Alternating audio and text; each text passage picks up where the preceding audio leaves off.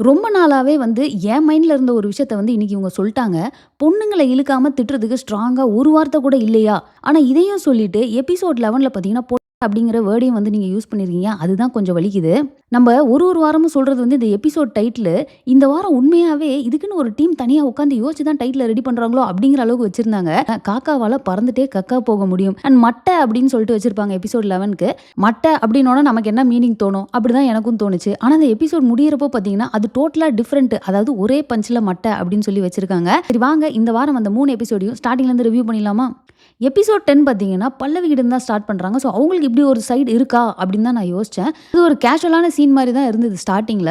இவங்க இந்த ட்ரெஸ் நல்லா இருக்கா? அது நல்லா இருக்கான்னு கேட்டு பண்றது. பட் அவங்க அந்த ஸ்கார பார்த்தோன, பின்னாடி அவங்க ஃப்ரெண்டோட ஃபேஸ் வந்து அப்படியே மாறும். அண்ட் அப்படியே அவங்க வந்து சடனா மறைஞ்சிருவாங்க. அந்த சீன் எடுத்தது அந்த ஃப்ரேமே வந்து ரொம்ப அழகா இருந்திருக்கும். ஒரு சின்ன சீன்லயே வந்து நமக்கு ஓகே இவங்களுக்கு ஒரு க்ளோஸ் ஃப்ரெண்ட் இருந்திருக்காங்க. அவங்களுக்கு ஏதோ ஆகி அவங்க இறந்துட்டாங்க. அது இவங்கள பயங்கரமா இம்பாக்ட் பண்ணியிருக்கு அப்படிங்கிறத ரொம்ப ஈஸியா வந்து கன்வே பண்ணியிருக்காங்க. அண்ட் அடுத்தடுத்த எபிசோட்ஸ்லயும் பார்த்தீங்கன்னா, அத சூப்பரா கனெக்ட் பண்ணியிருப்பாங்க. ஏபெல்ல வேற உள்ள கொண்டு வந்து, அவரு திடீர்னு ரொம்ப கன்ஃப்யூஸ்டா எனக்கு பயமா இருக்கு, பயமா இருக்குன்னு போறப்போ, அந்த சீன்ஸ் ஃபிளாஷ் ஆவுறது. அவரோட ஃப்ரெண்டுமே ஏதோ ஒரு பிரச்சனையில இறந்துட்டாருன்னு. ஸோ இவங்க 2 பேரும் பேசிக்கிற மாரி அந்த கான்வர்சேஷன் இருக்கும் தெரியுமா? உயிர் நண்பன் அப்படின்னு சொல்லுவாங்க. அவனோட உயிர் என் கையில தான் போச்சு அப்படின்னு சொல்றது. அண்ட் அந்த டைம் பார்த்தீங்கன்னா, 2 பேரோட சீன்ஸுமே அதாவது பல்லவி அவங்க ஃப்ரெண்டு அவங்க இறந்த சீனும் சரி, ஏபெல் அண்ட் அவரோட ஃப்ரெண்டு இறந்த சீனும் சரி, பேரலலா போட்டு போட்டு காமிச்சதெல்லாம் வந்து ஒரு பயங்கரமான ஒரு எடிட்டிங்கா இருந்தது. எத்தன வாட்டி சொன்னேன், இந்த அடிதடி பிரச்சனை எல்லாம் வேணாம், போகாதீங்கன்னு. ஆனா கேட்கல. பட் இருந்தாலும் நான் வந்து அவன திருத்தியிருக்கணும். நான் தப்பு பண்ணிட்டேன் அப்படின்னு சொல்லிட்டு அவரு ஃபீல் பண்ணது. ஸோ இதெல்லாம் வந்து ரொம்ப டச்சிங்கான ஒரு சீனா இருந்தது. அதுக்கப்புறமா அவரு போய் பார்த்தீங்கன்னா, அந்த ஸ்டேஜ் பெர்ஃபார்மன்ஸ்ல டக்குனு சாங்க மாத்திட்டு, அந்த ஃப்ரெண்ட வச்சு ஒரு சாங் பண்றது. குருவுக்கும், காளிக்கும் பார்த்தீங்கன்னா ஒரு சண்டை ஆயிருக்கும்ல. ஸோ அவங்களுக்குள்ள திரும்ப அந்த இந்த ஃப்ரெண்டோட சாங்க கேட்டுட்டு, என்னடா இது நம்ம போய் இப்படி சண்டை போட்டுருக்கோமே அப்படின்னு அவங்க யோசிச்சது. அடுத்து ஜெயந்த், நந்தா அப்படின்னு சொல்லிட்டு, ஸோ இந்த ஒரு சின்ன விஷயத்துல வந்து ஸ்டார்ட் பண்ணி இத த்ரூ அவுட் வந்து அப்படியே கன்டின்யூ பண்ணி கொண்டு போனது வந்து சூப்பரா இருந்தது. அதே மாரி நம்ம சந்துருவும் பார்த்தீங்கன்னு வச்சுக்கோங்களேன், காசு வீட்லேருந்து வாங்க மாட்டேன் அப்படிங்கிறனால ஸ்டஃப் அவரால வாங்க முடியல. அந்த டைமு ஒருத்தர் பயங்கர ஹையா இருக்க மாரி இருப்பாரு. என்னன்னு பார்த்தா பொங்கல் சாப்பிட்டுக்கிட்டு இருப்பாரு. அதுக்கு ஒரு டயலாக் வேற வச்சிருப்பாங்க. Legends get high on Pongal அப்படின்னு சொல்லிட்டு. ஸோ அதெல்லாம் ஒரு மாரி ஃபன்னா இருந்தது. ஆனா அதுக்கப்புறமா இவர் வந்து ஏபெல்ட்ட இருந்து அந்த ஒரு ₹500 அப்படியே திருடுற மாரி ஒரு சீன் இருக்கும் தெரியுமா? ஸோ அத பண்ணிட்டு, ஆனா அவரு ஹை ஆனதுக்கப்புறம், அங்க வந்து பயங்கரமான அடிதடி கலவரம் போயிட்டுருக்குது.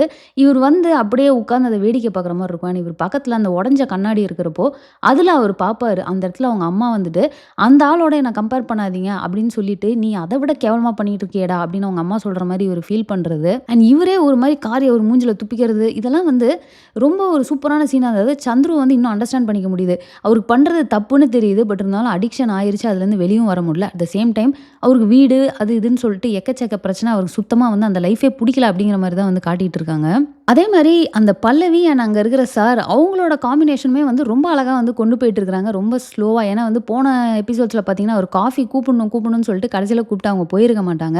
ஸோ இந்த வாரம் வந்து அதையுமே வந்து விடாம அப்படியே கன்டின்யூ பண்ணி கொண்டு வந்தது நல்லா இருந்திருக்கும். அண்ட் அவங்களோட காம்பினேஷன் அதாவது அந்த சார் பார்த்தீங்கன்னா, "நான்லாம் பெரிய ரவுடி தெரியும்ல" அப்படிலாம் சொல்லிட்டு எத்தன பேர் வந்தாலும் அடி வாங்கிட்டு போயிட்டே இருப்பேன் அப்படின்னு அவர் சொன்னதா இருக்கட்டும். அண்ட் கடைசியா பல்லவி பார்த்தீங்கன்னா, "நீங்க மாஸ் இல்ல, நீங்க கியூட்டு. நீங்க கியூட்டா இருக்கிறது தான் மாஸே" அப்படின்னு அவங்க சொன்னது. பல்லவி வந்து சோகமா இருக்காங்க அப்படின்னு தெரியறப்போ, அந்த சாருமே, "இந்த சிரிப்புக்கு பின்னாடி இப்படி ஒரு சோகம் இருக்கும்னு எனக்கு தெரியலையே" அப்படின்னு சொன்னதா இருக்கட்டும். அண்ட் இவங்க வந்து, "எனக்கு ஜென்ரலா இதெல்லாம் யார்ட்டயும் ஷேர் பண்ண புடிக்காது. நான் ஷேரும் பண்ணது கிடையாது. ஆனா உங்ககிட்ட சொல்றதுக்கு எனக்கு கம்ஃபர்டபுளா தான் இருக்கு" அப்படின்னு சொல்லிட்டு, அத கடைசியா வந்து அவங்க கிட்ட ஓப்பன் அப் பண்ணி, இந்த மாரி எனக்கு ஒரு ஃப்ரெண்ட் இருந்தாங்க. அவங்க வந்து ஆக்சிடென்ட்ல இறந்துட்டாங்க அப்படின்னு அவர்ட்ட ஷேர் பண்ணது. எல்லாமே வந்து ஒரு மாரி அழகா கொண்டு போயிருந்தாங்க. ஸ்டோரியிலயும் கான்சன்ட்ரேட் பண்ணிட்டு, அட் த சேம் டைம் இப்ப கல்ச்சுரல்ஸ் அப்படின்னு ஒரு ஈவென்ட் நடக்குதுன்றப்போ, அந்த ஒரு பிஸினஸையும் நமக்கு காட்டுனாங்க. அதாவது ஸ்டேஜ்ல பெர்ஃபார்மன்ஸ் இல்லாம இருந்ததே கிடையாது. இந்த சைடு நெறைய விஷயங்கள் நடந்தாலும், பேக்கிரவுண்ட்ல வந்து அங்க டான்ஸா இருக்கட்டும், இல்ல சிங்கிங்கா இருக்கட்டும், அதுவும் போய்க்கிட்டே இருக்கிற மாரி காட்டுனது வந்து, அது ஓரளவுக்கு ஒரு மாரி ரியலா ஓகே. இப்ப நம்ம ஒரு ஈவென்ட்ல இருக்கோம் அப்படிங்கிற அந்த ஃபீல குடுத்துச்சு. அதுலயும் நம்ம பிகேவ வந்து அந்த அடாப்ட் டியூன்ல வந்து போட்டு மாட்டி விட்டுட்டு, அவருக்கு அப்படின்னா என்னன்னே தெரியல. அங்க போய் டான்ஸ் ஆடணும் அப்படிங்கிறப்போ, வேற வழி இல்லாம திடீர்னு அந்த பாஸ்கெட் பால் ஆடுறத அப்படியே ஒரு ஸ்டெப்பா அவரு போட்டது, அதெல்லாம் ஃபன்னா இருந்தது. அண்ட் அவர வந்து போய் ப்ரப்போஸ் பண்ணு அப்படின்னு சொல்றப்போ, அங்க ஜேன்னு சொல்லிட்டு ஒருத்தங்க அவங்கள போய் ப்ரப்போஸ் பண்ணது. அண்ட் அவங்க குடுத்த ரியாக்ஷன்லாம் ஒரு மாரி ஃபன்னா, "ஓகே எனக்கு ஓகே தான்" அப்படின்னு சொல்லி, "நம்பர் குடு" அப்படின்னு சொல்லி, அதுக்கப்புறம் அவங்க 2 பேரும் பேசிக்கிட்டு அப்படியே கன்டின்யூ பண்ண மாரி. ஸோ எத்தன விஷயங்கள், நெறைய விஷயங்கள் பேரலலா நடக்கிற மாரி காட்டியிருக்காங்க. அண்ட் நம்ம இப்போ ஃபரா மேட்டருக்கு வருவோமா? அது வந்து எப்படின்னா, லாஸ்ட் வீக்கே அந்த ஃபரா அப்படிங்கிற கேரக்டர வந்து ரொம்ப நல்லா காட்டியிருப்பாங்க. அண்ட் அவங்க வந்து அந்த ஃபோட்டோ எடுத்து ஸ்டேட்டஸ் போட்டது மாரி முடிச்சிருப்பாங்க தெரியுமா? இப்ப அத விட பெரிய பிரச்சனை. ஏன்னா, அவங்க வந்து ஒரு டேட்டிங் ஆப்ல போய் ஒருத்தர மீட் பண்ற மாரி காட்டி, அவரு வந்து இவங்கள வந்து வீடியோ எடுத்து அத டக்குன்னு எல்லார்ட்டயும் சர்க்குலேட் பண்ண மாரி ஒரு சீன் இருக்கும் இல்லையா? அண்ட் அதுக்காக நம்ம குரு பார்த்தீங்கன்னா, காளிட்ட போயிட்டு திரும்ப பேசி அந்த சண்டைய முடிச்சுக்கிட்டது. அண்ட் அதுக்கப்புறமா அவங்கலாம் போயிட்டு சண்ட போட்டு இது பண்ணது.